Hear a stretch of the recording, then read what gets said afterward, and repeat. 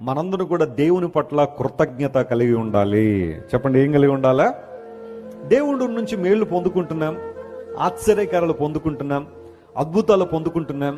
అయితే చాలా మంది జీవితాల్లో ఉన్న పరిస్థితి ఏంటంటే, అద్భుతం పొందుకున్న తర్వాత, ఆశ్చర్యకార్యం అనుభవించిన తర్వాత వారు ఎవరిని మర్చిపోతున్నారు?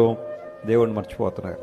నువ్వు అనుభవించే ఆరోగ్యం, దేవునికి ఇచ్చిన కుటుంబం, ఆయనకి ఇచ్చిన ఉద్యోగం, ఆయన నీ చుట్టూ ఉంచిన మనుషులు, స్నేహితులు కావచ్చు, బంధువులు కావచ్చు, ఆత్మ సంబంధం కుటుంబం కావచ్చు, ఆధ్యాత్మికంగా దేవుడు నీకు చేసిన మేళ్ళు, ఆయన ఇచ్చే రక్షణ, విశ్వాసము, భక్తి జీవితం, ప్రేమ, నిరీక్షణ, సాత్వికము, మృదుత్వము, ఇవన్నీ కూడా దేవుడు ఆధ్యాత్మికంగా మనకు బహుమానాలకు ఇచ్చినప్పుడు వాటిని పొందుకున్న తర్వాత మనం కృతజ్ఞులుగా ఉంటున్నామా లేదా కృతజ్ఞులుగా ఉంటున్నామా పరిశీలించాలి.